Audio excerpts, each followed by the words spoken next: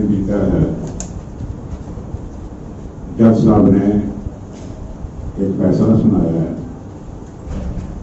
उस फैसले में दिल्ली गुरुद्वारा कमेटी के प्रधान के ऊपर रोक लगी है कि वो मुल्क छोड़ के कहीं भी भाग नहीं सकता। ये इतिहास में पहली दफा है कि दिल्ली सिख गुरुद्वारा कमेटी के ऊपर, उसके प्रधान के ऊपर पहली दफा चोरी के इल्जाम लगे हैं।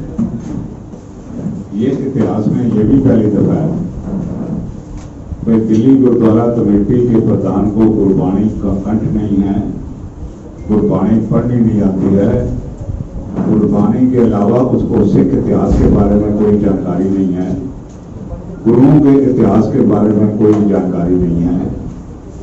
और इसमें भी शक है वो तरतीबवार 10 गुरु साहबान के नाम भी ले सकता है कि नहीं, ये भी शक की सुई है। और ये पहली दफा हुआ है कि दिल्ली गुरुद्वारा कमेटी के प्रधान की चोरियों की तहकीकात करते हुए, संज्ञान लेते हुए जज ने,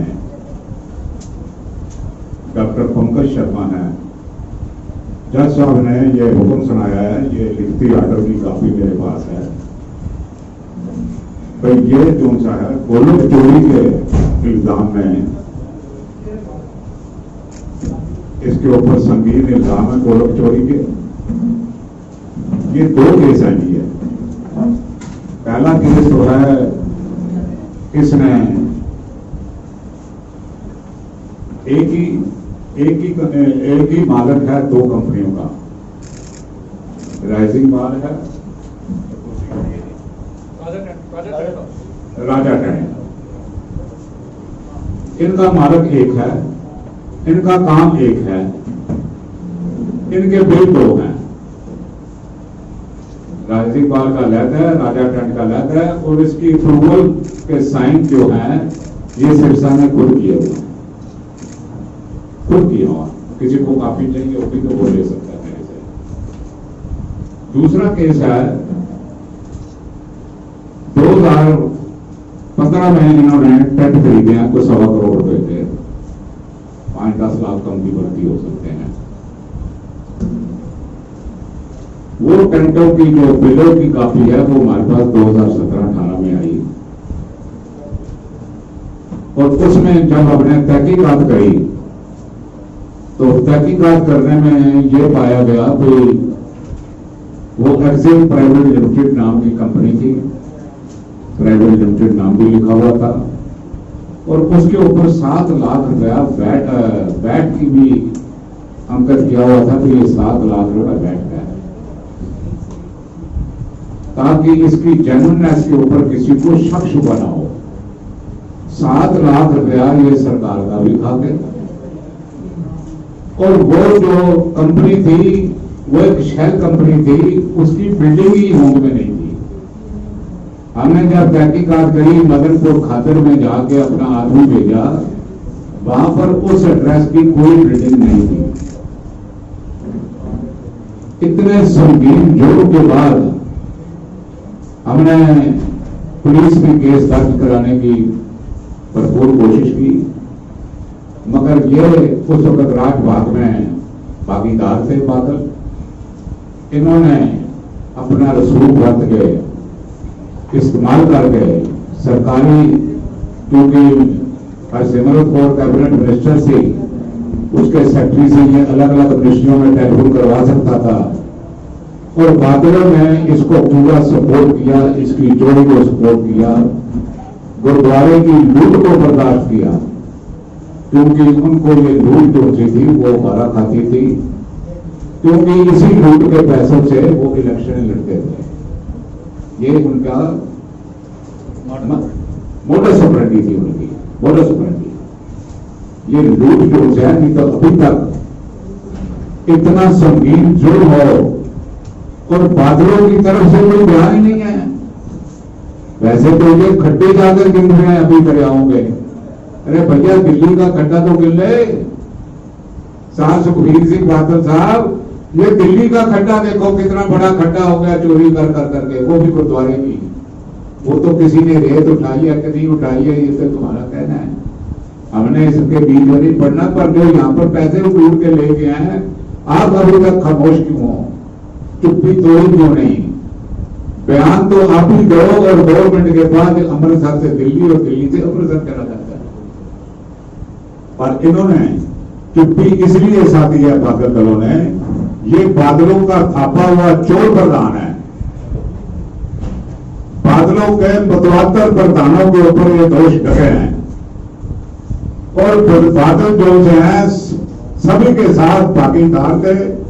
जब तक वो देते रहे वो बैठे रहे, जब तक नहीं दिया तो ये जो है ये बाहर हो गए। इसकी भी उम्र तब तक है जब तक ये माल आगे बचाएगा नहीं। हमारा ये कहना है भाई, दिल्ली सिख गुरुद्वारा प्रबंधक कमेटी में मैंने किसी भी फजूल बात का कोई जवाब नहीं देना है। किसी ने पूछना हो तो मैं उसका जवाब दूंगा। 100 बात की एक बात, सरसा चोर है, सत्य ने चोरी की है और समूचा बादल दल चोर है। ये मैं पुलिस के हवाले से नहीं कह रहा, ये कह सकते हैं पुलिस को मैंने किया होगा, ये जज साहब ने कहा है। मान योग जज हैं जो फैसले करते हैं, जिनके फैसले सब मानते हैं, उन्होंने कहा है ये गोलक चोरी के केस में ये फंसा हुआ है, लफज लिखा हुआ है गोलक चोरी, ये अव्वल दर्जे का गोलक चोर है। ये हमें बूढ़ा कहे, जवान कहे, मध्य उम्र का कहे, कोई भी उम्र का हमें कह ले, पर हम एक बात प्रेस के सामने कह रहे हैं, ये गोलक चोर है। सारी संगत समझ जाए भाई, इन्होंने नकली डॉक्टर रखे, नकली मरीज रखे, ऐसे ही लोगों से पैसे ऐंठते रहे, मांगते रहे। गुरुद्वारों को ग्रंथियों की ड्यूटी लगाई, पैसे मांगो। हर गुरुद्वारे में ग्रंथी की ड्यूटी लगी हुई है, फिर 15 मिनट तुमने पैसे मांगने हैं और पिछले 8 साल से ये पैसा मांग रहे हैं और वो उस पैसे को घुल घुल कर रहे हैं। मगर हर चीज का एक अंत होता है, ये अंत की शुरुआत है, ये अंत की शुरुआत है। किसी ने कोई और बात पूछनी हो तो उसके पास सरना साहब जवाब देंगे। हाँ जी सर, आज सिरसा जी ने अपनी पीसी करी और उसमें कहते हैं कि मेरे दोनों भाई जो है बहुत बुजुर्ग है, उम्र का तकाजा, उनको पता ही नहीं है कि कैमरे के आगे क्या बोलना है और क्या नहीं बोलना। और मैं ये पब्लिकली बोलना चाहता हूँ कि मैं 340 के तहत इनके ऊपर एप्लीकेशन लगाऊंगा और ये जनतक तौर पर बोल रहा हूँ। इस पर क्या कहेंगे आप? देखो ऐसा है, उसको जो संस्कार हैं परिवारों के, उन संस्कारों का उसको ज्ञान नहीं है। कभी तो अपने बाप को भी पूरा बोल सकता है, अगर पूरा बोल सकता है, अगर पूरा बोल सकता है तो उसको घर से निकाल दे। हमारे बच्चे हमको बूढ़े नहीं मानते हैं, संगत हमें बूढ़ा नहीं मानती है। गुरु ने गुरबाणी में भी लिखा हुआ है, गुरमुख बूढ़े कदे नहीं, हम बूढ़े नहीं होंगे। जब तक वाणी पढ़ रहे हैं, जब तक गुरु हमारे में समाया हुआ है, जब तक हम गुरु को याद कर रहे हैं, हम बूढ़े नहीं हो सकते। इसका फैसला गुरु ने किया हुआ है और गुरु ग्रंथ साहब ने किया हुआ है। क्योंकि ना ये गुरु को समझता है, ना ये गुरु ग्रंथ साहब को समझता है, ना ये गुरबाणी को समझता है। इसलिए इस सवाल को छोड़ दो, को एक ही बात का जवाब दे, तूने चोरी कैसे की?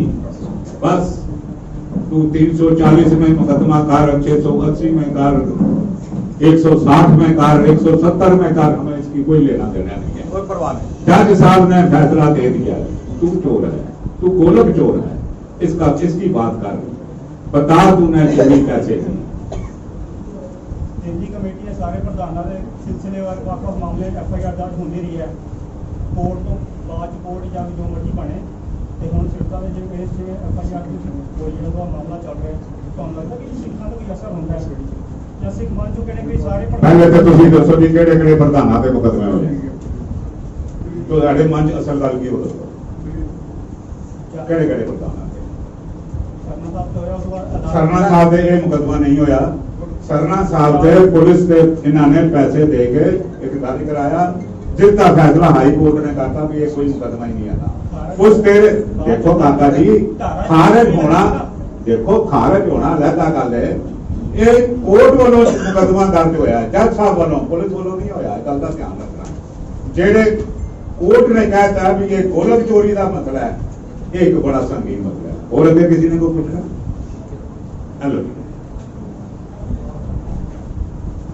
देखो जी हाले मुकदमा चल रहा है ते जज साहब ने इन्हों के कागज पत्र ते सब कुछ वेख के अद्धा फैसला सुनाता कि गोलक चोर है मैं एक गल हरविंदर सिंह कर बैठा पर मैं ये कहना चाहता वहां कि हुण भी अकाल तख्त का जथेदार सुता रहेगा कि जागेगा उसनूं चाहिए मानयोग जज साहबान के फैसले तो बाद ਉਹ ਇਹਨਾਂ ਨੂੰ ਫੌਰਨ ਆਰਡਰ ਕਰੇ ਕਿ ਅੱਜ ਤੋਂ ਬਾਅਦ ਤੁਹਾਨੂੰ ਪ੍ਰਧਾਨਗੀ ਕਰਨ ਦਾ ਕੋਈ ਅਧਿਕਾਰ ਨਹੀਂ ਜਦ ਤੱਕ ਫੈਸਲੇ ਤੋਂ ਤੁਸੀਂ ਪਰੇ ਨਹੀਂ ਹੋ ਸਕਦੇ ਜੇ ਨਹੀਂ ਇਹਦਾ ਮਤਲਬ ਸਾਰਾ ਬਾਦਲ ਦਲ ਸਣੇ ਜਥੇਦਾਰ ਸਭ ਇਹਦੇ ਨਾਲ ਇਕੱਠੇ ਆ ਗਏ ਔਰ ਚੋਰੀ ਦੇ ਸ਼ਾਇਦ ਭਾਈਵਾਲ ਵੀ ਹੋ 2015 ਦੀ ਗੱਲ ਕੀਤੀ 2015 ਦੇ ਵਿੱਚ ਤੁਹਾਡੇ ਯਾਰ ਜਿਹੜੇ ਕਿ ਹੁਣ ਨਵੇਂ ਬਣੇ ਆ ਮਨਜੀਤ ਸਿੰਘ ਜੀ ਕਿ ਉਹ ਵੀ ਉਸ ਤੇ ਪ੍ਰਧਾਨ ਸੀਗੇ ਮੈਂ ਪਹਿਲੀ ਗੱਲ ਤੁਹਾਡੇ ਵਿੱਚੇ ਕਰ ਰਿਹਾ मेरा किसी नाल कोई याराना नहीं है सिख होने के नाते जिथे कोई मिल जाए मैं गुरु की फतेह जे सरसा भी सामने आएगा उन्होंने भी फतेह बुला दियागा ये गुरु की फतेह है ना काहूं से दोस्ती ना काहूं से बैर 8 साल की गल कर रहे हो मैं 8 साल 6 साल 4 साल मेरी किसी नाल ना कोई दोस्ती ना कोई बैर जिन्हां ने ਇਹਨਾਂ ਦੇ ਹੈਗੇ ਗਲਤਾਨ ਹੈਗੇ ਸਾਡਾ ਉਹਨਾਂ ਦੇ ਨਾਲ ਕੋਈ ਨਹੀਂ ਆਗਾ ਕੁਝ ਨਹੀਂ ਆਗਾ ਅੱਗੇ ਗੱਲ ਥੈਂਕ ਯੂ ਹੋਰ ਕਿਸੇ ਨੇ ਕੋਈ ਗੱਲ ਪੁੱਛਣੀ ਕੋਈ ਕਲੈਰਿਟੀ ਲੈਣੀ ਹੈ ਲੈ ਲਓ ਸਰ ਐਕਟ ਦੇ ਅਕੋਰਡਿੰਗ ਸਰ ਸਿਰਸਾ ਸਭ ਅਲਾਉਡ ਨੇ ਆਪਣਾ ਪ੍ਰੋਟੈਸਟ ਕਰਨ ਵਾਸਤੇ ਦੇਖੋ ਜੀ ਐਕਟ ਦੇ ਮੁਤਾਬਕ ਕੋਈ ਕੰਮ ਦਿੱਲੀ 'ਚ ਨਹੀਂ ਹੋਇਆ ਦਿੱਲੀ ਗੁਰਦੁਆਰਾ ਕਮੇਟੀ ਹੁਣ ਐਕਟ ਦੇ ਮੁਤਾਬਕ ਨਹੀਂ ਕਰ ਰਹੀ एक्ट ये कहता है भी चोण शुरू हो जाए प्रक्रिया खाली सिर्फ डे टू डे दे काम कर सकते हैं खुले भाजे का माल समझ के लुटा नहीं सकते भाई आओ जी तुम 5000 लै जाओ जी आओ जी तुम 50,000 की नौकरी लै लो जी तुम 20,000 की लै लो जी ना तुम राशन लै जाओ जी तुम गड्डियां लै जाओ जी असी तुहानू 5 साल के प्रोग्राम देने हैं जी असी हस्पताल खोलते ना जब टाइम सी तां ते कुछ कीता कोई नहीं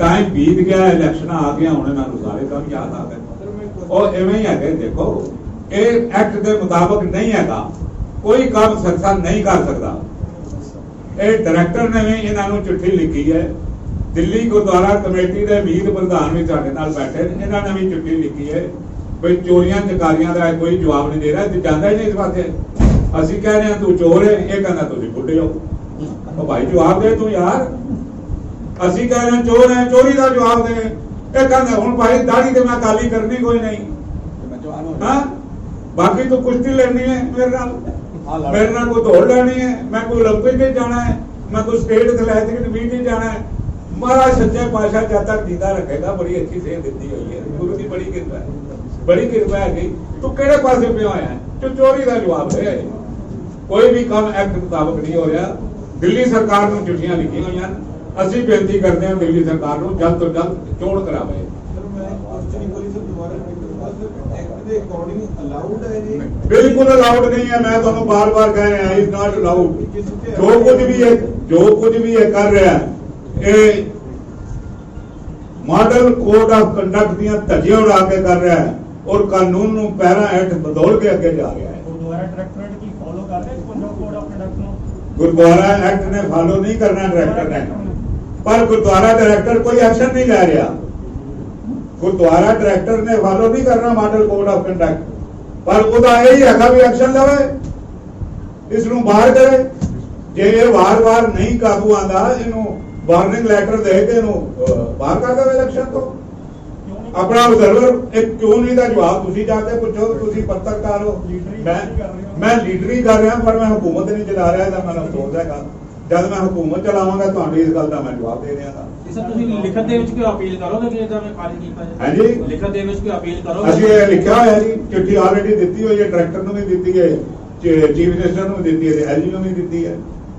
ਭਈ ਇਹ ਜਿਹੜਾ ਜੋ ਵੀ ਕੰਮ ਹੋ ਰਿਹਾ ਗਲਤ ਹੋ ਰਿਹਾ, ਪੈਸੇ ਦੀ ਦੁਰਵਰਤੋਂ ਹੋ ਰਹੀ ਹੈ, ਖਜ਼ਾਨਾ ਖਾਲੀ ਹੈ ਕੰਮ।